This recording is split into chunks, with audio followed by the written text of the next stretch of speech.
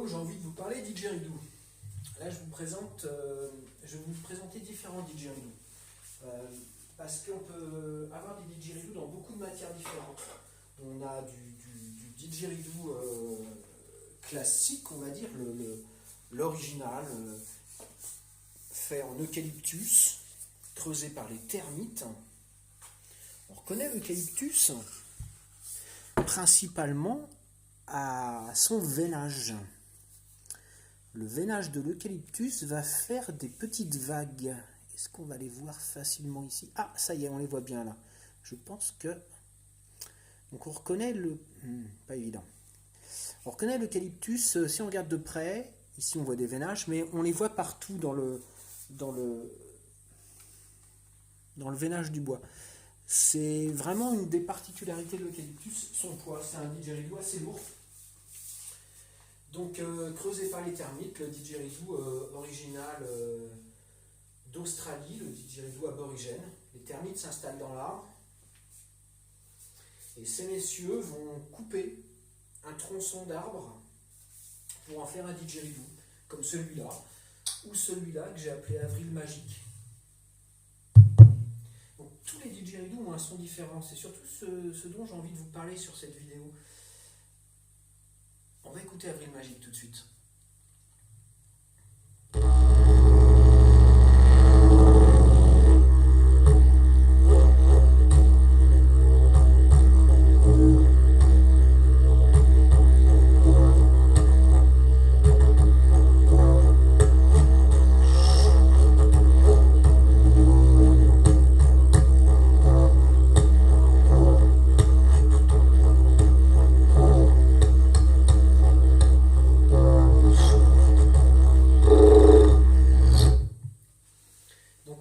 Différents, tous les didgeridoos, mais ils ont surtout, et c'est ce que je trouve le plus intéressant, une inspiration différente. C'est-à-dire que chaque didgeridoo va nous inspirer un jeu plus ou moins qui nous convient, ou plus ou moins rythmé, ou plus ou moins méditatif. Ils sont tous uniques.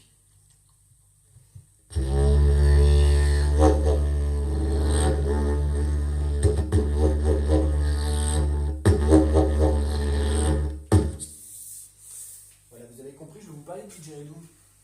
Ils sont tous uniques, mais ce qui est plus intéressant, c'est qu'ils nous emmènent tous vers un jeu différent. On va prendre ce gros pépère et qui n'a rien à voir avec un eucalyptus creusé par les termites. On est ici sur une plante, l'agave, qui nous fait une fleur qui monte à 4 mètres de haut à peu près, bon, pas en moyenne, mais entre 1,50 m et 4 mètres, je crois, à vérifier. Et donc la tige de la fleur nous donne cette chose-là, qui est facile à creuser. Donc il y a plusieurs méthodes pour faire un didge en agave. Un didgeridoo en agave. La plus classique, c'est la méthode sandwich. On coupe la branche dans la longueur, on creuse, on travaille et on recolle. C'est la méthode sandwich. La méthode sandwich qui s'applique sur toutes sortes de bois. Par exemple, de l'eucalyptus, mais qui n'est pas creusé par les termites.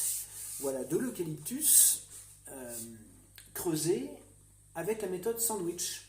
C'est-à-dire que la branche ou le tronc d'arbre est coupé dans la longueur, à la scie. En général, on retrouve, voilà, on le voit ici, une trace de sciage. Là, il se voit, après il disparaît parce que le collage est bien fait. Donc, la branche est coupée dans la longueur. On creuse d'un côté et de l'autre côté. On se retrouve avec comme une baguette de pain, comme un sandwich, où on va travailler la forme de la colonne d'air. Et une fois qu'on est content de sa forme de didgeridoo, on recolle les deux parties évidées. Et ce qui nous donne un tuyau. Parce qu'un didgeridoo, ce n'est qu'un tuyau. Ce n'est pas qu'un tuyau, c'est pas vrai, tu dis des bêtises, Philippe. qu'un tuyau en PVC, ça sonne comme un didgeridoo.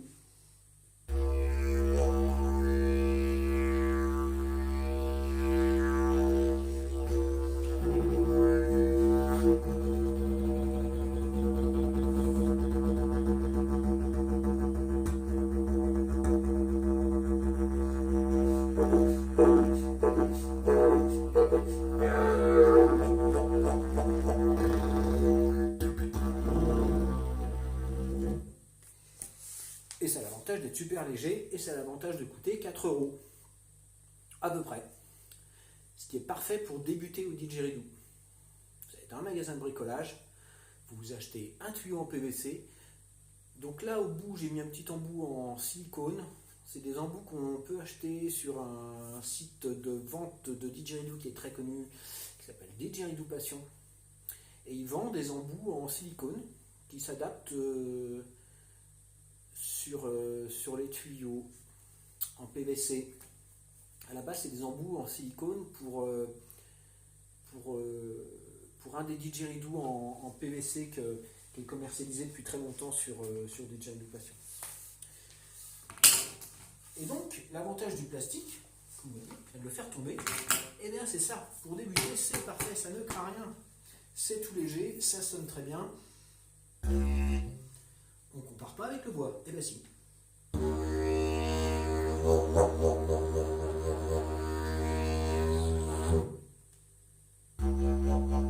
Alors là, tout de suite, on dit il est plus grave. C'est pas parce que c'est du PVC qu'il est plus grave. Il est plus grave parce que la colonne d'air n'a pas la même forme et surtout pas la même longueur.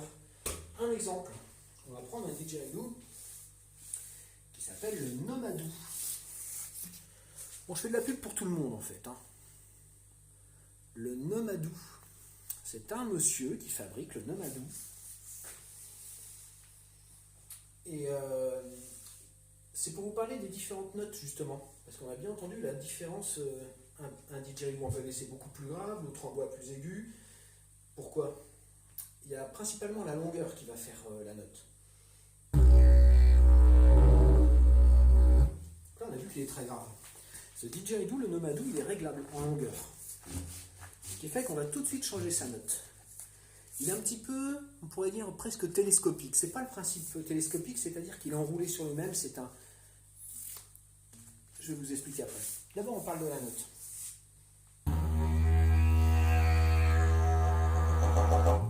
Plus aigu, je le veux plus grave, je le rallonge.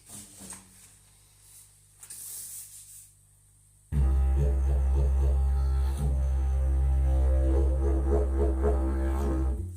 le veux plus aigu, je le raccourcis.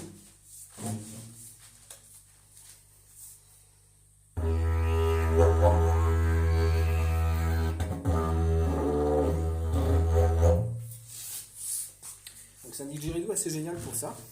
Il y a plein de didgeridoo accordables. Du très haut de gamme comme les fameux Wood Slide, fabriqués dans la région Pays de Loire. L'avantage du Nomadou, qu'on ne compare pas avec un Wood Slide, eh ben si, on compare tout. Le Nomadou, voilà, il prend vraiment pas de place, c'est quelque chose d'assez intéressant pour ça, et en plus le son est vraiment pas mal. Moi j'aime bien le Nomadou. Voilà, donc c'est pour ça qu'ils ont une différence de son, enfin de tonalité, ces deux didgeridoo. C'est pas parce qu'il est en plastique ou parce qu'il est en bois.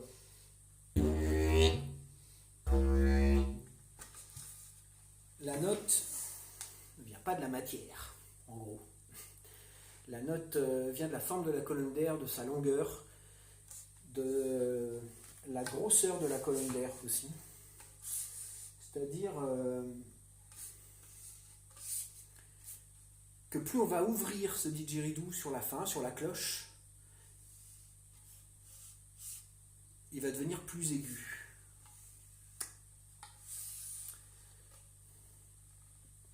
Plus on va l'allonger ici, plus il va devenir grave. Beaucoup de paramètres entrent en compte dans la couleur du son, le style de jeu. Donc les fabricants de didgeridoo vont maîtriser la forme de la colonne d'air et sont capables de faire des didgeridoos qui vont avoir un jeu dynamique, un jeu méditatif, bien sûr à la note qu'on veut. Ça c'est on va dire le plus facile, il suffit de le rallonger un peu, enfin, le plus facile, pas toujours, mais la forme de la colonne d'air va vraiment correspondre à un style de jeu, mais va vraiment donner le caractère du didgeridoo. Et à ce propos-là, les termites nous font un travail exceptionnel.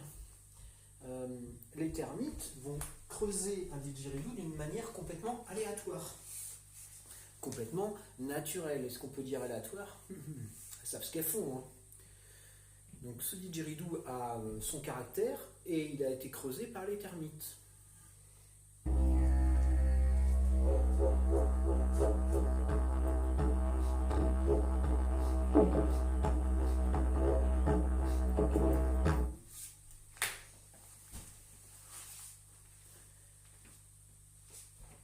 Ce didgeridoo a son caractère, il a été encore creusé d'une autre manière. C'est pas la méthode sandwich. Donc là on est sur une branche de bois. On dit que c'est du teck, je ne connais pas les sources exactes. En tous les cas, c'est une technique de fabrication plus simple, on va dire, c'est qu'il est fait à la perceuse.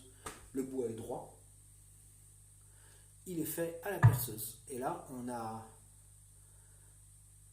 même vu le jour à travers un didgeridoo tout droit, ouvert sur toute la longueur, comme il faut.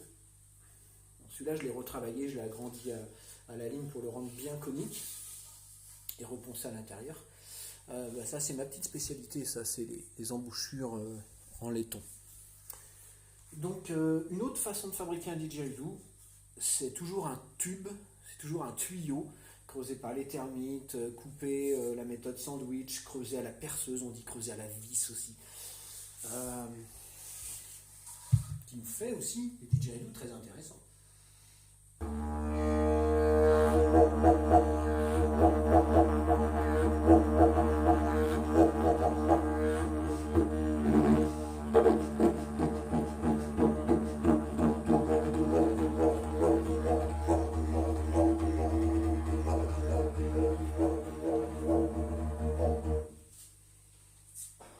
Et puis on peut s'amuser à faire des didgeridoos d'une manière complètement inventée, différente. Je me suis amusé à expérimenter pas mal de choses. Donc là on est sur un tube en PVC, un tuyau en PVC, un tuyau d'évacuation, non d'écoulement d'eau, de gouttière, qui a été coupé. On voit qu'il est conique quand même. Donc je l'ai coupé, je l'ai recollé, ça se bricole, il y a plein de façons de faire. Une embouchure en laiton sur celui-là, mais on aurait pu laisser du PVC, on aurait pu mettre une embouchure en bois. Il est recouvert de cordes, ce qui va maintenir un petit peu la vibration du plastique. On va perdre le côté sonore du plastique si on laisse le plastique nu. Il vibre d'une manière que lorsqu'on le recouvre de cordes, il vibre pas de la même manière.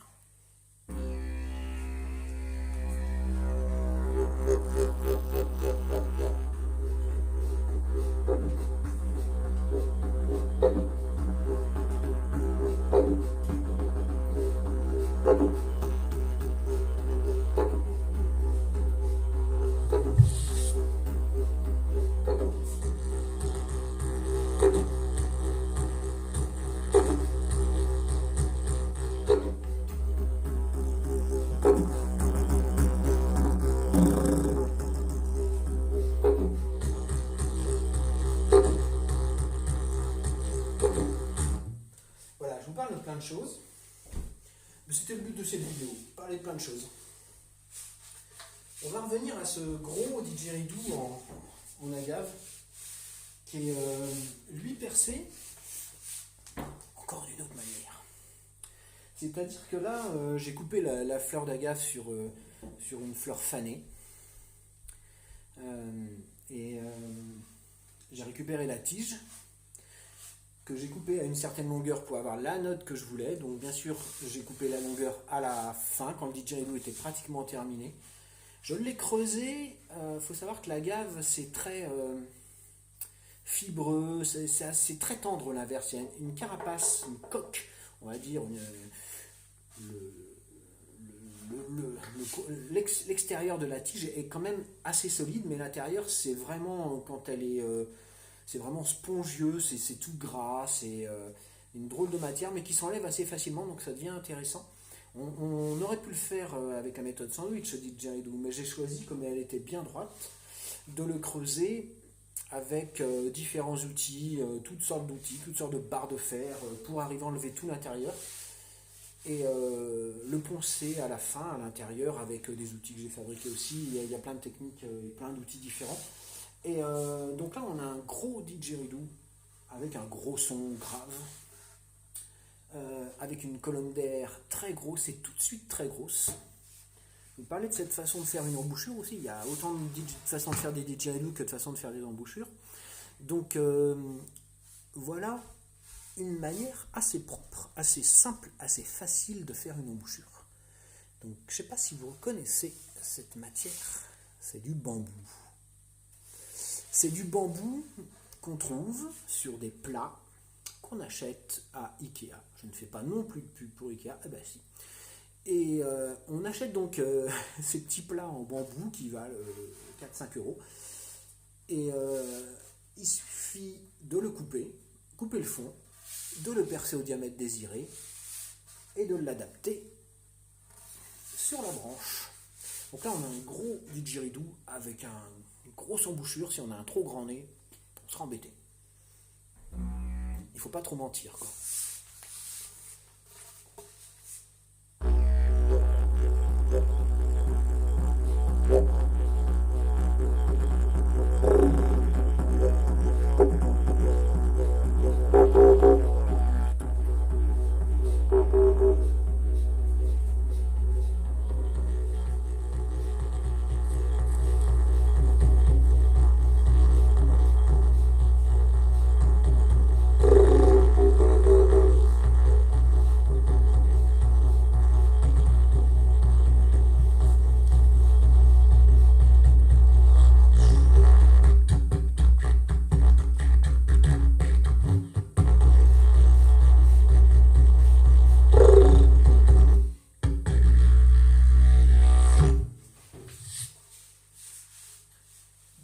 Comme je vous disais, ils nous inspirent tous des jeux plus ou moins différents.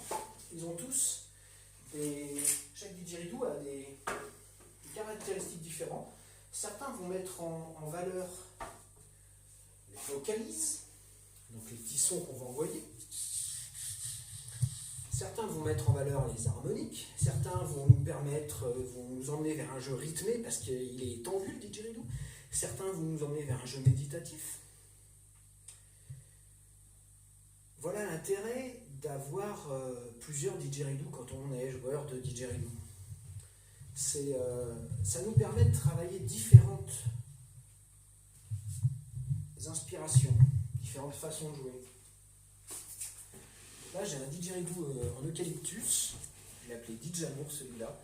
Il est vraiment hyper polyvalent. Un son un petit peu aigu. Moi, j'aime bien les didgeridoo graves. Alors après, il y a vraiment une histoire de goût. Moi, j'aime bien les do, ré, maximum. De tête, je crois qu'on est en ré dièse ici.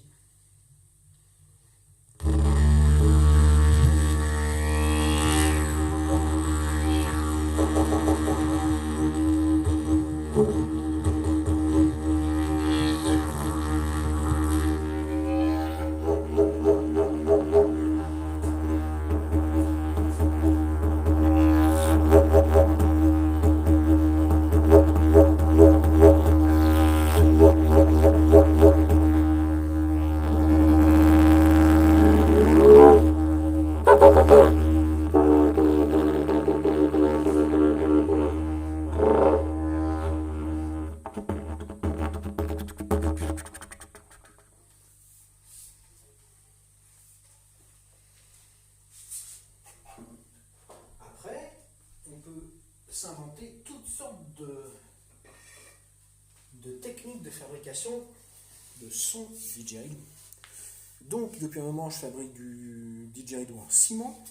Donc je fais pas de pub, eh ben si, évidemment, c'est pour moi ce que c'est trop.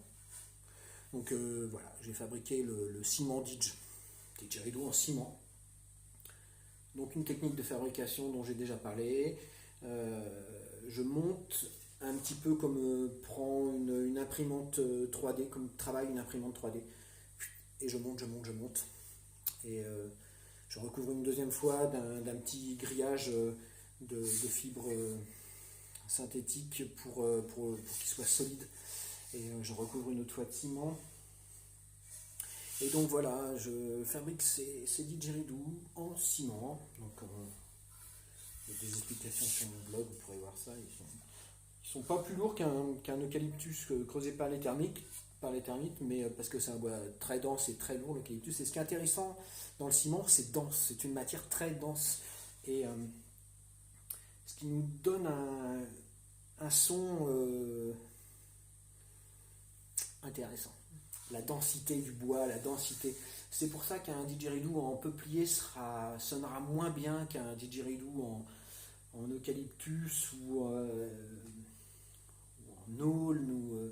Tous les bois vont avoir, si on faisait le même didgeridoo, c'est-à-dire la même épaisseur, avec une machine qui ferait exactement la même forme de la colonne d'air, la même épaisseur partout, dans différents bois, on aurait différents sons. Différentes harmoniques, certains donneraient plus d'harmoniques, d'autres le bois ne vibre pas de la même manière. Et le ciment a sa particularité. Pour ça, je vous invite à venir essayer mes ciments Didge. Donc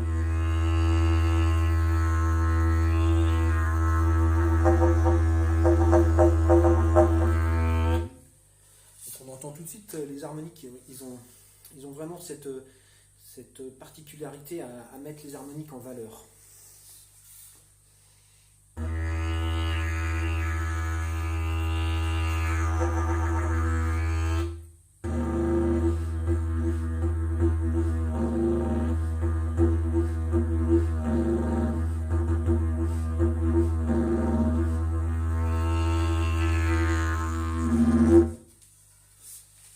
Voilà. On trouve des didgeridoos vraiment de toutes sortes de façons. Il existe des choses comme ça, faites en résine. Donc ça, c'est fait avec deux moules de résine. Il est fait en deux parties et qui sont collés. Petit serpent. On trouve des didgeridoos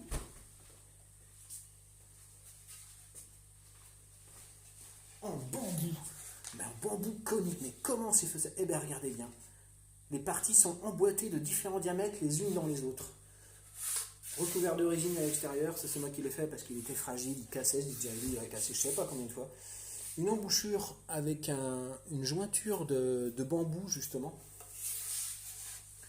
Un gros pépère qui a un gros son.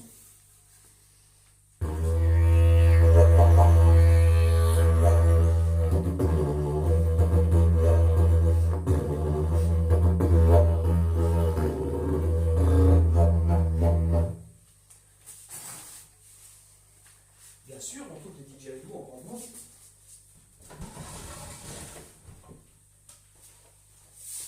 Tout simple, juste le morceau de bambou avec une belle déco. Les didgeridoos qu'on trouve dans les magasins de déco, souvent, sont autour de 20, 30 euros maximum, mais il ne faut pas les acheter plus cher. Je ne sais même pas s'il faut les acheter parce que ces choses-là, éthiquement,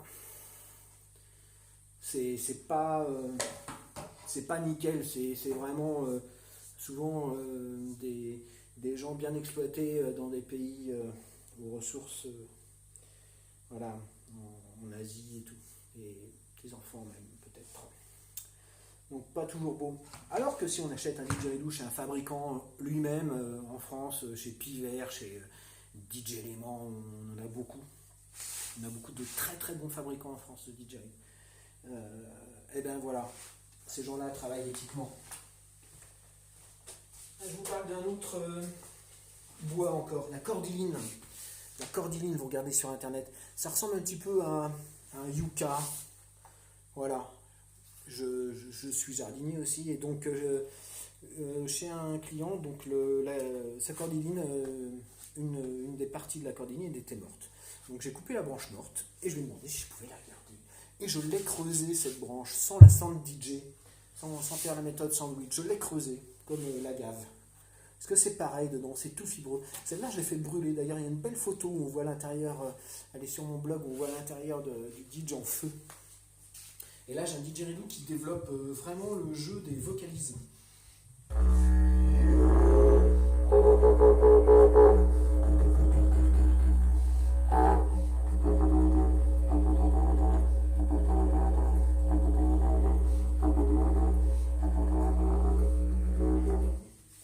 Voilà, donc c'est une vidéo qui part dans tous les sens, autour du didgeridoo. Parce que voilà, il faut partir dans tous les sens autour du didgeridoo aussi, non? Une de mes premières expériences, un tube en aluminium que j'ai rendu conique, donc il est embouché en laiton, il est recouvert de cordes, mais je l'ai rendu conique en plaçant une barre de fer à l'intérieur. Donc je peux taper au marteau sur la barre de fer qui est à l'intérieur, je tape à l'extérieur, et en tapant sur le métal, il s'agrandit. Donc il devient plus gros en diamètre en faisant tourner. Le nombre de milliers de coups de marteau, je ne peux même pas vous raconter. Pour arriver à faire du conique, c'est assez énorme. Et c'est intéressant. J'ai repris ça avec du cuivre, c'est très intéressant. Maintenant, l'idéal c'est d'avoir un marteau électrique, une enclume électrique, un système pour ne pas faire ça à la main. Une autre technique de fabrication. Une autre expérience. Un tube en PVC et on trouve une grande spirale dedans. C'est-à-dire que là, le PVC, il est coupé en spirale, le tube en spirale dans toute la longueur, et à la fin croisé. Donc c'est dur le PVC. Il faut un peu forcer pour arriver à cette épaisseur-là, à ce diamètre-là du côté de l'embouchure. Mais il n'y a pas de matière d'enlever ce tuyau, il est juste fendu sur toute la longueur, fendu en spirale et après serré sur lui-même. Donc il se retrouve avec des doubles épaisseurs par endroit. Donc on le voit bien sur l'extérieur, il est recouvert de scotch et c'est tout.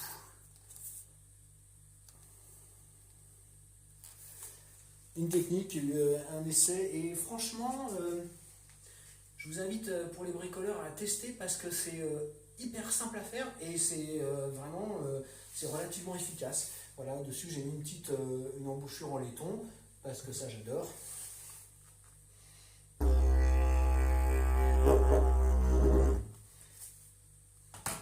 Facile à concevoir.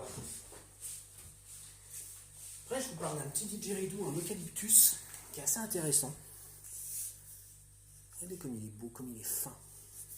Donc c'est un termité. Est-ce qu'on voit Est-ce que vous voyez le veinage? Pas facile, hein. Donc il est intéressant parce qu'il est tout droit, il est tout léger. C'est un de mes didgeridoo préférés. Regardez cette belle embouchure que j'ai fait en laiton.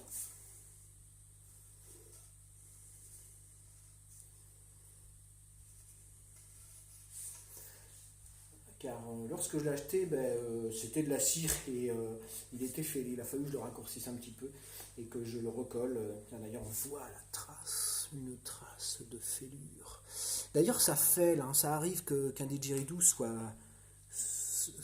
retrouve fêlé. On a vu des didgeridoos aborigènes où ils mettent du scotch autour, terminé, ça fonctionne très bien. Et faut pas trop s'inquiéter lorsqu'on a un didgeridoo qui se retrouve affêlé à cause de l'humidité en général. Ça se répare très bien. Il faut de la bonne colle, ça dépend de la grosseur du problème. Si c'est une petite fêlure toute légère ou si c'est dans toute la longueur, ou s'il est ouvert d'1 centimètre, c'est pas pareil. Mais ça se répare toujours le bois. C'est vraiment l'avantage. Voilà un petit didgeridoo qui ressemble à un bâton, qui est vraiment très fin. Regardez par rapport au tuyau là en PVC. Hop, qui est tout droit. Hein. Un grand rapport quand même. Hein. comparer les sons d'ailleurs. Mais pas, j'allais dire, on ne peut pas comparer l'intelligence du didgeridoo. C'est deux personnages bien différents.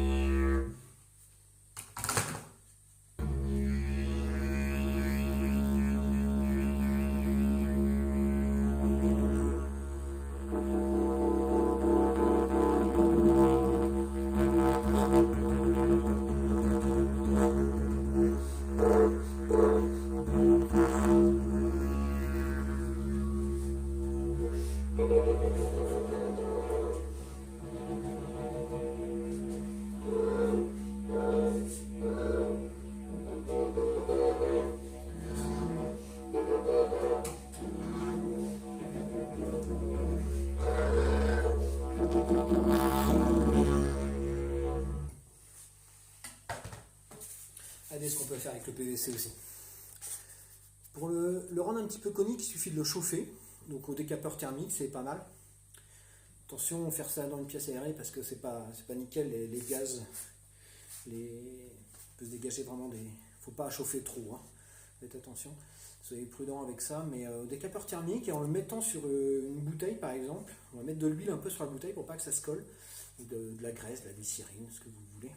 Et on déforme pas l'embouchure, la cloche, du coup ça devient une cloche, si on le fait pas. Donc ça c'est des tuyaux en PVC que j'ai récupérés sur des rouleaux de nappe. Vous voyez, gratos, pas mal, hein. Et donc voilà, et en plus on chauffe un peu, on déforme, on fait ce qu'on veut, et déjà on fait des choses intéressantes.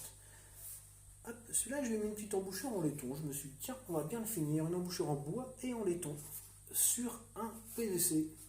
Donc il n'est pas tout à fait fini, mais alors là c'est léger comme tout. Ça peut se laisser dans la voiture, on s'en fout, ça ne craint pas la chaleur, ça ne craint pas l'humidité.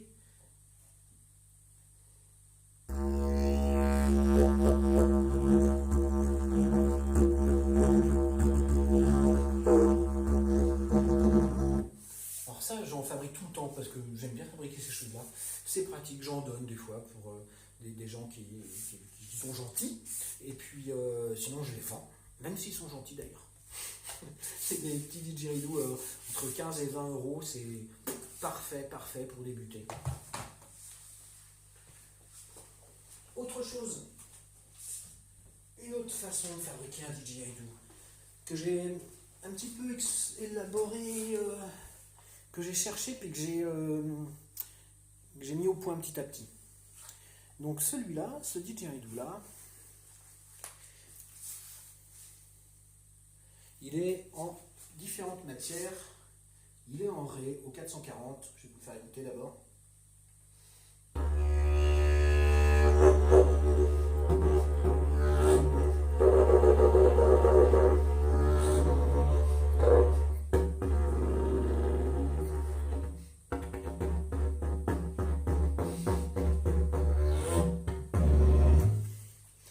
Un didgeridoo puissant. Bon, il est conique, parfaitement conique.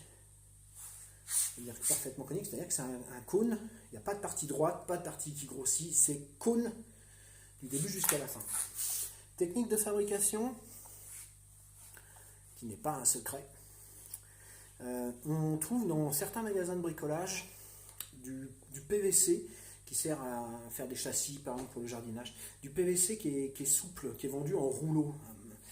Alors souple, c'est un petit peu épais, on ne le voit plus là, il est recouvert de peinture. Il fait un peu moins d'1 millimètre, c'est une matière assez souple. Et donc, je l'ai roulé sur toute la longueur, cette matière, comme on ferait avec une feuille de papier pour faire une longue vue, donc un peu conique. Voilà. Et une fois terminé, ce cône, choisit la longueur, choisit le diamètre de sortie, choisit le diamètre d'embouchure. Eh bien, on la fixe. Il y a plusieurs manières. On peut mettre de la colle. Moi, celui-là, c'est le plus élaboré. C'est le dernier que j'ai fait comme ça. J'ai mis des colliers isolants partout. du scotch, j'appelle ça du scotch, bon, une toile adhésive vraiment de qualité, qui ne va pas avoir d'élasticité, surtout une toile fibrée, recouvert entièrement le didgeridoo, plusieurs fois, avec 2 scotch différents d'ailleurs. Bon, ça c'est l'anecdote. Ensuite, je l'ai recouvert de cordes pour les histoires de vibration, pour avoir une matière. Et cette corde, elle était recouverte de résine. Donc plusieurs couches de résine, pas trop épais non plus. Donc on est sur maximum 1 cm d'épaisseur, c'est partout la même épaisseur. Poncé après, et une peinture un peu brute dessus, une peinture noire, acrylique. Et ce qui nous fait un didgeridoo solide, d'ailleurs je l'ai fait tomber sur une autre vidéo celui-là, il craint vraiment rien, et c'est une technique de fabrication efficace, quoi. À tester pour les bricoleurs, façon de fabriquer le didgeridoo.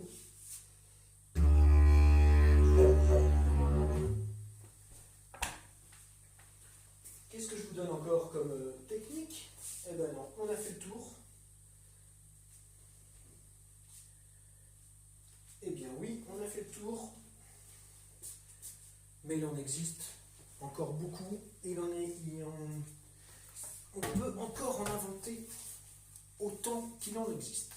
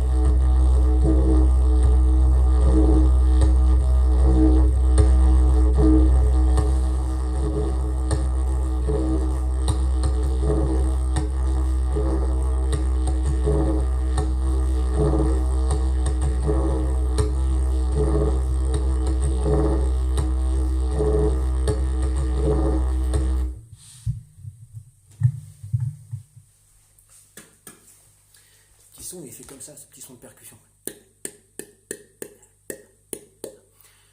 Un coup de langue. Voilà, c'est une petite vidéo pour parler de didgeridoo, pour parler de tout et de rien autour du didgeridoo. Merci.